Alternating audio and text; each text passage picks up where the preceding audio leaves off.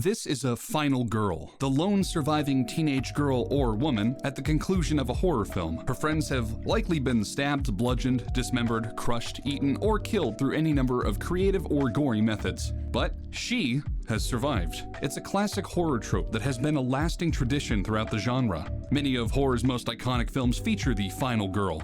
Friday the 13th, The Texas Chainsaw Massacre, Halloween, A Nightmare on Elm Street, Suspiria, Alien, the list goes on and on and on. So where did this tradition come from, and why is it such a vital and important element of the horror genre? The term final girl was originally used in 1987 by film scholar Carol Clover. Clover wrote an essay titled Her Body, Himself, Gender in the Slasher Film, where she dissected the slasher subgenre of horror and spoke in detail about what she called the final girl. Clover said this: "She is the one who encounters the mutilated bodies of her friends and perceives the full extent of the preceding horror and of her own peril, who is chased, cornered, wounded, whom we see scream, stagger, fall, rise, and scream again."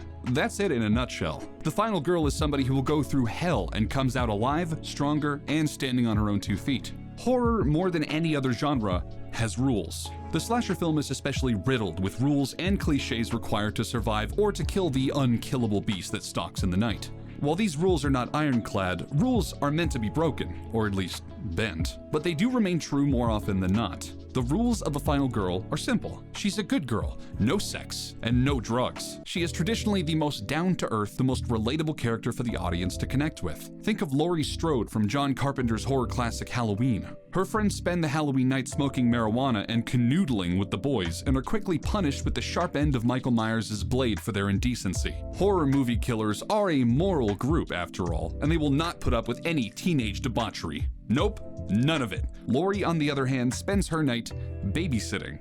No sex, no drugs, and she lives to tell the tale. And while the final girl trope is still around in horror today, it's gone through quite a transformation. Let's start by looking at one of the earliest examples of a final girl. Sally Hardesty from Tobe Hooper's original Texas Chainsaw Massacre. Sally fits Clover's description of a final girl to a T. Mutilated bodies? Check. She's chased? Check. Screams, staggers, falls? Check, check, and check. Sally is the lone survivor as each of her friends meet increasingly violent and gruesome deaths at the hands of Leatherface and his demented family. She ultimately survives after running through the woods to a roadway, jumping in the bed of a passing truck and narrowly escaping as Leatherface wildly swings his chainsaw in frustration. She survives because she's rescued at the last moment.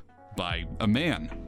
Just as Laurie Strode was rescued by Dr. Loomis at the end of Halloween. I'm not saying the final girl was always a damsel in distress. Nancy devised a plan to defeat Freddy Krueger in Wes Craven's A Nightmare on Elm Street, and Ripley fought off the xenomorph with little more than a flamethrower and her underwear. The biggest change that we've seen in final girls over the years is in their ability to become just as ruthless as their pursuer. With movies like 2011's You're Next, we see Erin, the final girl, go through an on-screen evolution. Baptized in blood, she becomes even more dangerous than the original killers who hunted her. We see her transition from a scared, fleeing, and clueless victim to a dangerous fighter who wins her survival through brute force. Savior be damned. She is her own savior. Like a phoenix, she emerges from her trauma, a new woman, a force to be reckoned with, to be feared, to be respected.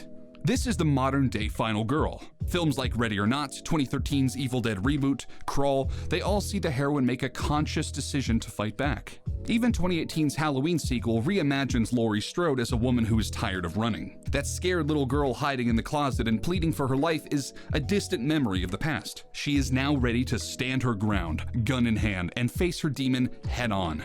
Traditionally, this level of violence at the hands of the female lead was reserved for a small subgenre of revenge horror. Films like I Spit on Your Grave and The Last House on the Left saw the victims of brutal physical and sexual violence return to punish their abusers and get their revenge. But they weren't really final girls. They weren't the lone survivor of a maniacal killer. They were the killer. But that's a totally different topic for another video. The final girl is important. As viewers watching a slasher film, we want, and expect, to see most of the characters killed off. That's why we're watching a slasher film. But we also want somebody to root for. We need an on-screen counterpart to connect with in order to make the cinematic experience feel like a worthwhile journey. Over the years, the final girl has evolved into a symbol of empowerment. Not only of female empowerment, although that is definitely true, but empowerment for everybody who has ever been perceived as weak. Anybody who has been bullied, pushed around, threatened, their triumph is our triumph. Their victory is our victory. As the times have changed, the horror genre has changed with it. The final girl has been around since at least the 70s, but she has continued to adapt adapt and evolve over the decades to represent new ideals. This is one horror trope that fans have embraced entirely and will not be getting bored of anytime soon.